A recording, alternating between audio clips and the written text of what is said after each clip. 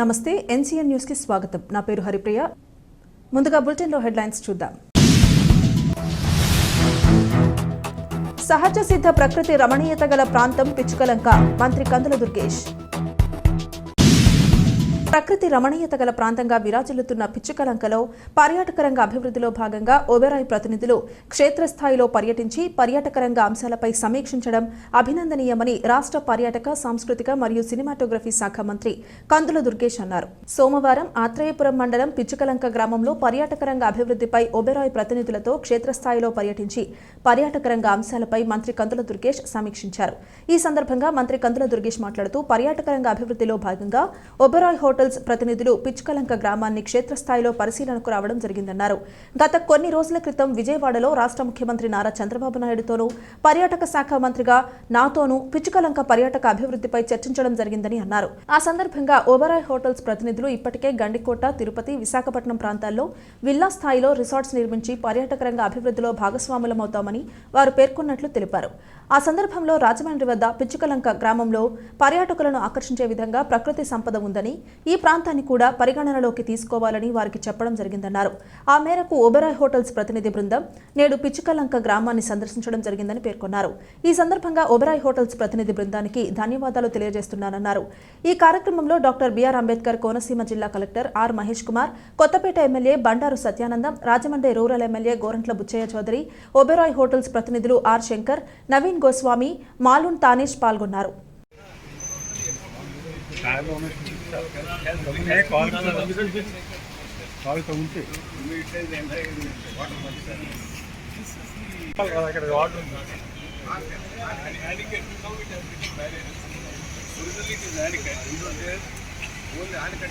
Entire Godavari water was wasted those days. The entire water is joining the sea. Now it has been developed into 7 tributaries. Water has been developed into for drinking water. Yeah, drinking water, irrigation, 3,000 TMC water is going to. And the whole water is 300 water. The whole country is starting from water. Yeah, 3,000 taste. We always remember one of the pattern for this. Godavari, Akhanda Godavari is still here. From here it has been divided into 7 tributaries. All the tributaries between areas called forest. That has been on one side that is river Godavari, on one side sea is there, both the system. So that entire area is fertilized. Entire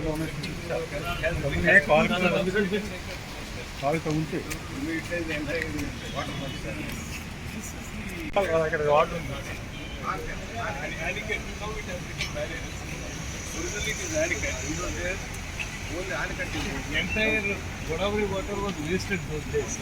The entire water is joining the sea. Now it has been developed into 7 tributaries.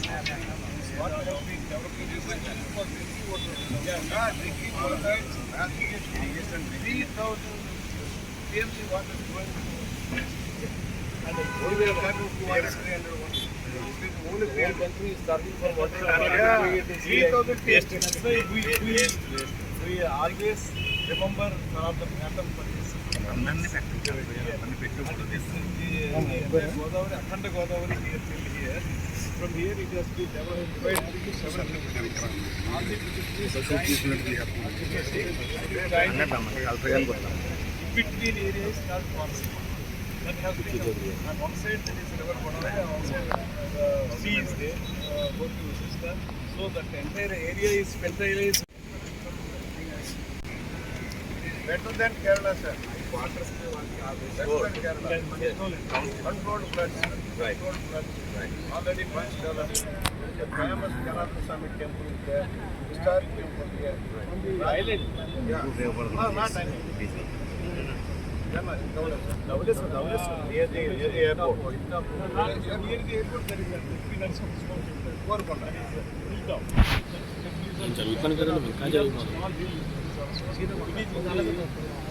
Village called WC.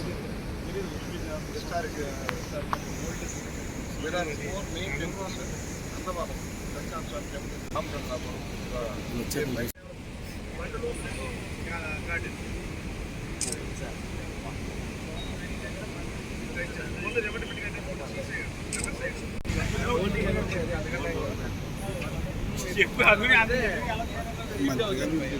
Shri శంకర్జీ ఆయన ఒబరాయ్ హోటల్స్లో గడిచిన 4 దశాబ్దాలుగా అదే సంస్థలో ఉంటూ Oberoi hotels దేశవ్యాప్తంగా అభివృద్ధి చెందడానికి ఎంతో కృషి చేసినటువంటి వైస్ ప్రెసిడెంట్ గారు ఒబరాయ్ హోటల్స్కి. అదేవిధంగా వినోద్ గోస్వామి గారు సుప్రసిద్ధ ఆర్కిటెక్ట్ గారు ఆయన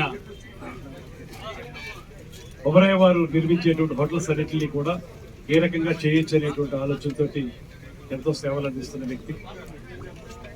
వారితో పాటు ఇంకొకరు వచ్చారు, మొత్తం 3 టీం, శంకర్జీ గారు, వినోద్ గారు, అదేవిధంగా మరొకరు 3 కలిసి ఇవాళ ప్రత్యేకంగా మన పిచ్చుకల్లంకని అభివృద్ధి చేయడానికి పర్యాటక పరంగా దీన్ని ఏ రకంగా ముందుకు తీసుకెళ్లాలనేటువంటి ఆలోచనతో ఇక్కడికి రావడం జరిగింది.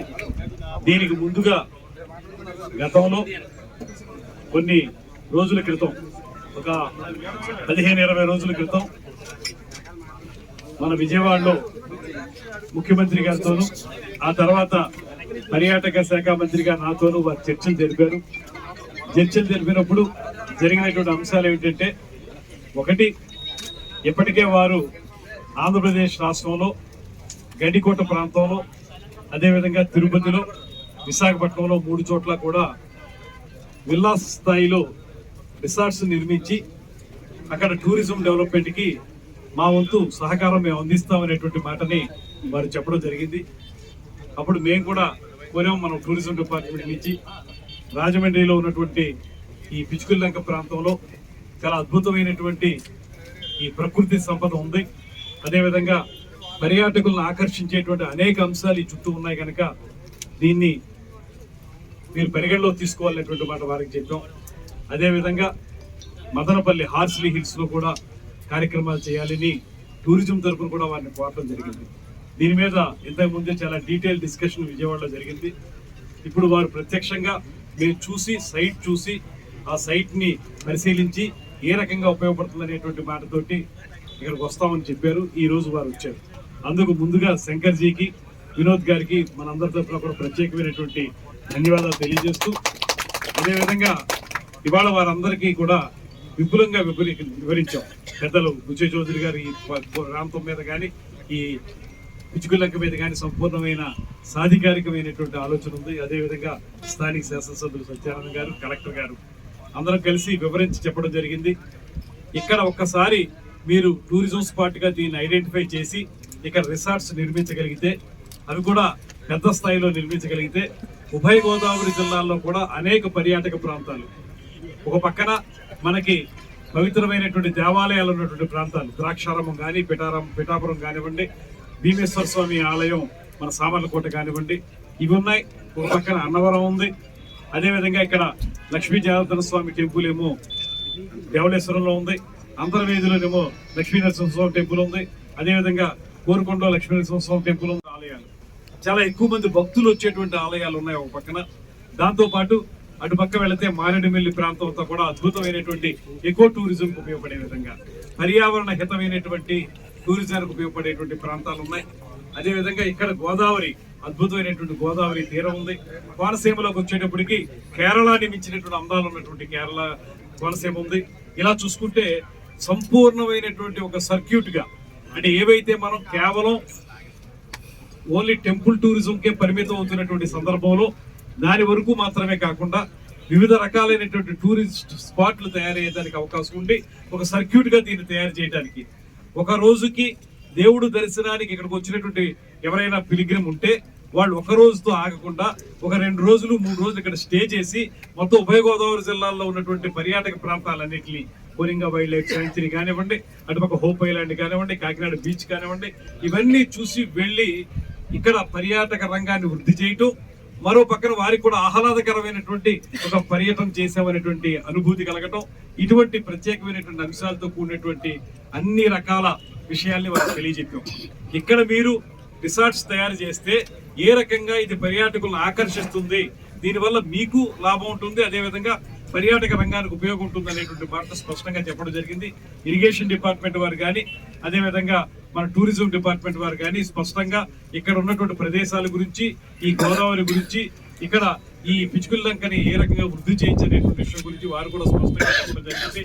వారు కూడా అదేవిధంగా కడియం నర్సరీస్, ముఖ్యంగా కడియం నర్సరీలు ప్రపంచ పర్యాటకులను ఆకర్షిస్తున్న నర్సరీలు, ఏషియాలోనే సెకండ్ లార్జెస్ట్ నర్సరీలు అనేటువంటి పేరు కూడా మన నర్సరీలకు ఉంది.